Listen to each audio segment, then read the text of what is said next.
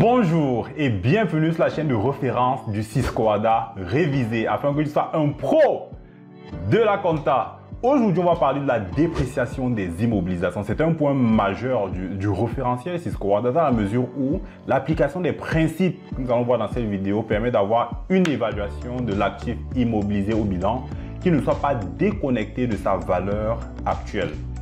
Dans la suite de cette vidéo, on verra d'ailleurs ce qu'on appelle ici une valeur actuelle. En plus, cela correspond à une innovation de l'IAS 36, qui est une norme comptable internationale sur la dépréciation des actifs, et les principes de cette norme correspondent à ce que nous allons voir également dans cette vidéo. Alors, de quoi allons-nous parler? Nous allons voir déjà, premièrement, le principe. Ensuite, nous allons voir quelles sont les informations qui nous permettent d'avoir ici un indice de perte de valeur. On verra comment se détermine une valeur actuelle. Quelles sont les particularités liées à cette détermination? Quelles sont les informations à fournir dans les notes annexes? Et enfin, on va voir une application pour illustrer tout cela.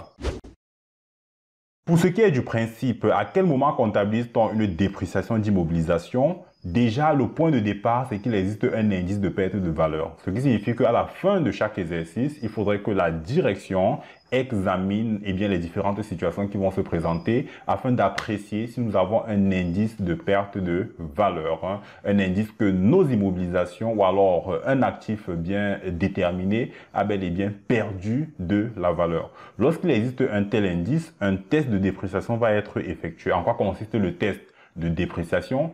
Il s'agit tout simplement de comparer la valeur actuelle de l'immobilisation avec sa valeur nette comptable. Si la valeur nette comptable du bien est supérieure à sa valeur actuelle, nous sommes ici en présence d'une situation où l'actif est déprécié et nous allons tout simplement comptabiliser une dépréciation. Quelles sont donc les sources d'informations qui nous permettent d'obtenir un indicateur qui a perte de valeur? On va avoir deux principales sources d'informations. Premièrement, on aura les sources d'informations externes et les sources d'informations internes qui sont ici obtenues via notamment le système d'information de l'entité. Pour ce qui est des sources d'informations externes, nous allons dénombrer principalement 4 types d'informations. Ce sera par exemple une forte diminution de la valeur de marché d'un actif. On est ici en présence d'actifs pour lesquels il existe un marché actif et de ce fait, on peut facilement observer la valeur de marché. Si cette valeur diminue de façon significative, c'est un indice potentiel de la perte de valeur. Donc, deuxième élément, c'est des changements importants qui surviennent dans l'environnement technologique, économique ou juridique.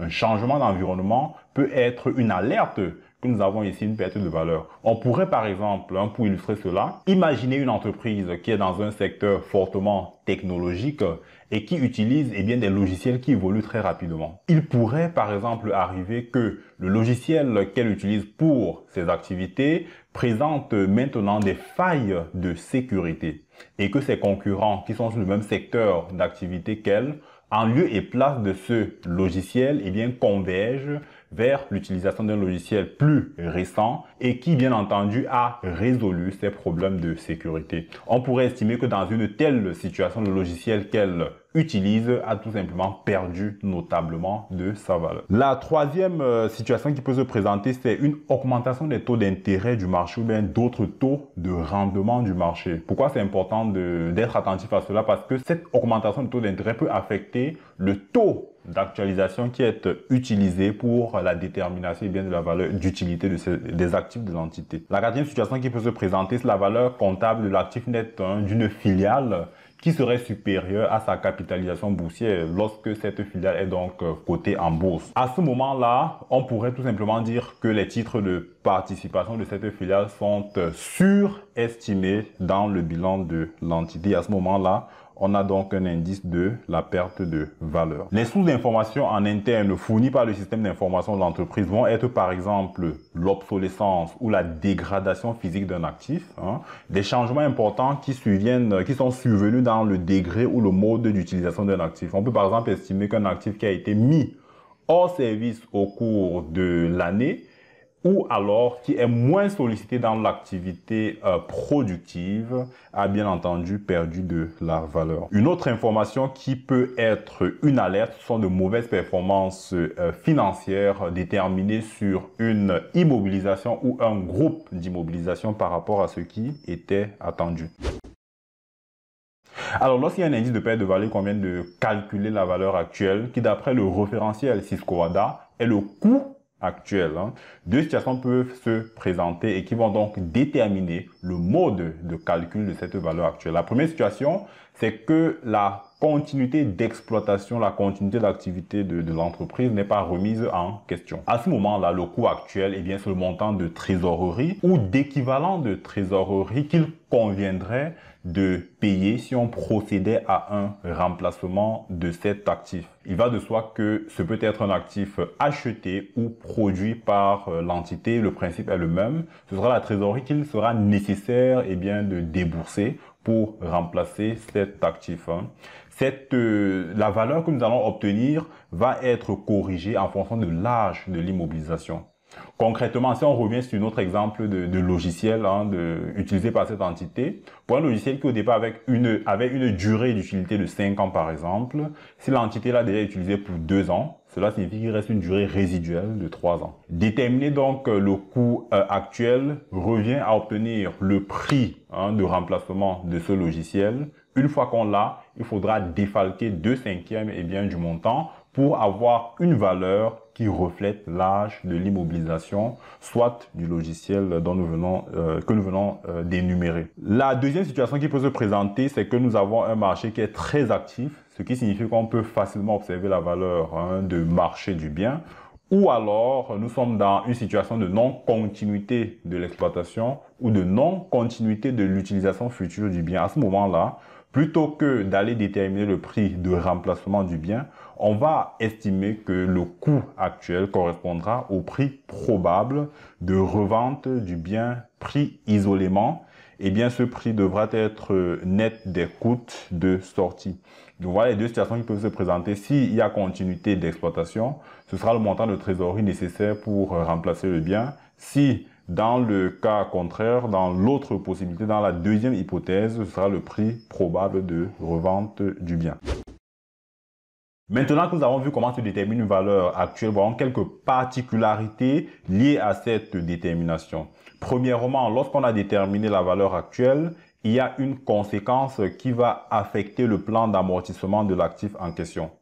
Donc, lorsque la valeur actuelle est calculée, cela signifie tout simplement que le plan d'amortissement va être revisé dans la mesure où la valeur comptable de l'immobilisation est à présent sa valeur actuelle. On va donc calculer une nouvelle base amortissable qui sera cette valeur actuelle diminuée de la valeur résiduelle du bien. Cette nouvelle base amortissable va être repartie sur la durée de vie résiduelle du bien. La deuxième particularité, c'est qu'il peut y avoir des ajustements ultérieurs du montant de la dépréciation. On pourrait finalement, au cours des exercices suivants, estimer que la perte de valeur initialement constatée a disparu ou même a diminué. On va observer deux situations principalement. Ce sera le cas d'une augmentation de la perte de valeur. En cas d'augmentation de la perte de valeur, cela signifie qu'on va procéder à un nouveau test de dépréciation.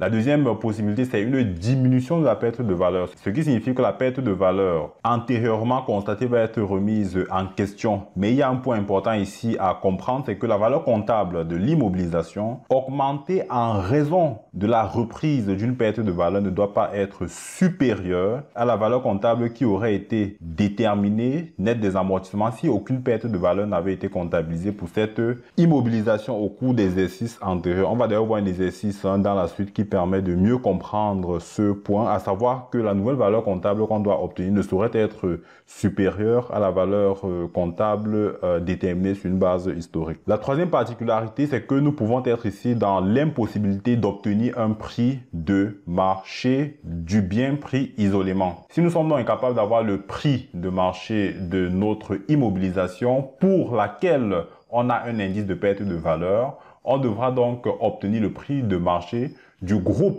d'immobilisation auquel appartient cet actif. Ce groupe d'immobilisation peut être déterminé sur le principe soit de la ligne de produit, du secteur d'activité ou même de la succursale.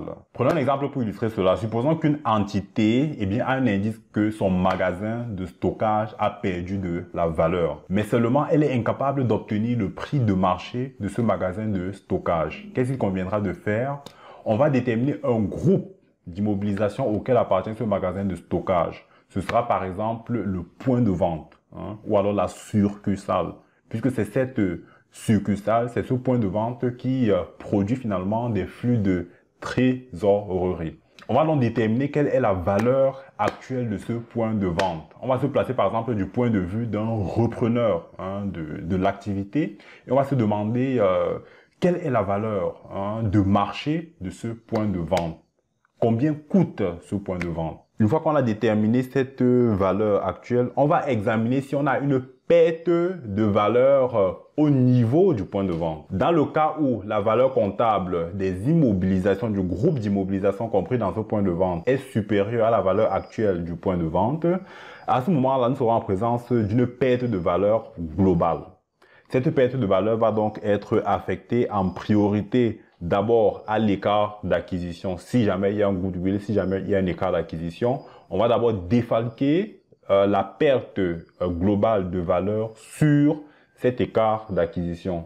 Maintenant, s'il y a un reliquat de perte de valeur, ce reliquat va être affecté aux autres immobilisations au prorata de la valeur comptable de chacune de ces immobilisations dans le groupe d'actifs. Ne t'inquiète, on aura une application pour mettre le doigt sur ce qu'on vient de voir. Maintenant, les informations à fournir en annexe sera notamment la catégorie d'immobilisation ayant fait l'objet de la dépréciation et enfin le montant des pertes de valeur et des reprises éventuellement comptabilisées en résultat au cours de la période. Voyons maintenant l'application pour mieux cerner ce qu'on vient de voir. La société Vidéo Entrepreneur détient une machine d'une valeur brute de 100 millions acquise le 1er janvier N-1 et est amortie sur une période de 6 ans. L'amortissement est linéaire. À la clôture de l'exercice N, il a été constaté que le mode d'utilisation de la machine qui était plusieurs fois mis à l'arrêt en cours d'année est un indice de perte de valeur. La valeur actuelle du matériel à l'issue du test a été estimée à 40 millions. Enfin, N plus 2, à la suite d'une modification des conditions de marché, la valeur actuelle s'établit à 38 millions. On voit ici qu'on va bien illustrer le concept de reprise finalement de la perte de valeur qui a été vu un peu plus haut, c'est-à-dire qu'en N, on a noté une perte de valeur et puis en N plus 2, l'information n'est plus la même. On est plutôt en situation d'une reprise, n'est-ce pas, de valeur. Le travail à faire, c'est de déterminer les retraitements à effectuer en N et en N plus 2 qui soient adéquats. Donc, voici notre plan d'amortissement initial. On a acquis la machine 100 millions. Naturellement, ici, ça s'amortit sur le rythme de consommation des avantages économiques qui, lui, est linéaire. On a une charge d'amortissement annuel de 16 millions. Maintenant, nous avons noté que au cours de l'exercice N, on a noté une perte de valeur de manière à ce que la valeur actuelle est dorénavant de 40 millions. Quand on regarde le plan d'amortissement en N, on avait une VNC prévisionnelle de 66 millions, largement supérieure à la valeur actuelle qui, elle, est de 40 millions. De ce fait, nous allons comptabiliser une dépréciation à hauteur de la différence qui est de 26 millions. Ainsi, la nouvelle valeur nette comptable qui va figurer dans notre plan d'amortissement revisé va s'établir donc à 40 millions. Ainsi, nous allons amortir les 40 millions sur la durée de vie restante de notre machine, à savoir 4 ans, soit un amortissement annuel de 10 millions. Maintenant, on a une nouvelle information en N plus 2, à savoir que les conditions de marché sont telles que la valeur actuelle s'établit dorénavant à 38 millions. Ainsi, nous avons normalement enfin N plus 2, compte tenu du plan revisé d'amortissement, nous allons avoir une valeur nette comptable de 20 millions, soit 50% des 40 millions que nous avions en fin N. Les 20 millions sont inférieurs aux 38 millions qui correspondent ici à la nouvelle valeur actuelle. Ainsi, cela signifie que la perte de valeur comptabilisée en N est remise en question et il nous faudra comptabiliser une reprise de la dépréciation antérieurement comptabilisée. Cependant, cette reprise ne devrait pas conduire à obtenir une valeur nette comptable supérieure à la valeur nette comptable sur base historique. On va dire que sur base historique, on devrait normalement avoir en fin N plus 2 une valeur nette comptable de 33 millions. On devrait normalement en fin N plus 2 avoir une valeur nette comptable de 33 millions. Ainsi, la reprise de valeur ne devrait pas dépasser ce plafond de 33 millions. Cela évite ainsi que des entités procèdent à une réévaluation des immobilisations sur le simple principe de la reprise de valeur. Donc, la reprise de valeur va être comptabilisée pour une différence entre 33 millions et les 20 millions de valeur nette comptable à fin N plus 2. Une reprise de valeur de 13 millions va être comptabilisé de manière à rester dans le cadre des 33 millions qui correspondaient ici à notre VNC sur base historique. La nouvelle charge d'amortissement sera donc de 33 millions divisé sur les 2 années restantes, à savoir une charge annuelle de 16 millions. Voici donc notre plan d'amortissement revisé qui illustre bien ce que nous venons de calculer. Maintenant, l'application 2, c'est que la société Vido Entrepreneur détient un groupe d'actifs immobilisés d'une valeur de 260 millions à fin N, se répartissant comme suit. On a le fonds commercial, les terrains bâtis, l'immeuble industriel, les camions. Chacune a sa valeur ici. Fonds commercial, c'est 20 millions. Terrain, 50. Immeuble industriel, 150 et camions, 40. Un test d'évaluation a été effectué au 31 décembre de l'année N et puis a révélé que nous avions ici une valeur actuelle de 200 millions. Donc les 200 millions étant inférieurs à la valeur comptable du groupe d'immobilisation de 260 millions, on a ici une perte de valeur globale de 60 millions. Le travail à faire, c'est de calculer la dépréciation du groupe d'actifs et de ventiler cette dépréciation.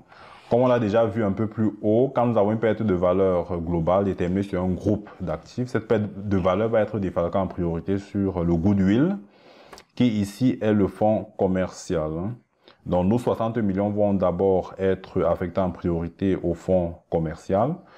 Après donc affectation à ce fonds commercial qui a une valeur de 20 millions, eh bien la valeur comptable du fonds commercial après dépréciation sera nulle. Le solde, à savoir 40 millions, va donc être affecté au prorata à la valeur comptable de chacun des actifs constituant le groupe d'actifs, ainsi que nous avons déterminé ici. Pour les terrains bâtis, 8 millions. Pour l'immeuble industriel, 25 millions. Et pour les camions, 6 millions. Voilà la répartition de nos 40 millions de pertes de valeur résiduelles. Quels sont les écritures comptables que nous allons passer? Une dépréciation des immobilisations corporelles, c'est-à-dire du fonds commercial pour 20 millions. Une dépréciation des immobilisations corporelles 40 millions et puis la répartition, la voici, entre les différents éléments d'actifs. Merci encore d'avoir suivi cette vidéo. Si tu désires télécharger le support PDF de la dépréciation des immobilisations, il y a un lien dans la description prévu à cet effet. Par ailleurs, j'ai également un fichier qui permet de produire automatiquement le jeu complet d'état financier rendu obligatoire par le Sisquadra révisé, à savoir le bilan, le compte de résultat, le tableau de flux de trésorerie et les 36 notes annexes. Par ailleurs, n'oublie pas de t'abonner afin de ne pas rater tout nouveau contenu qui te permettra de devenir un pro de la compta. À très vite.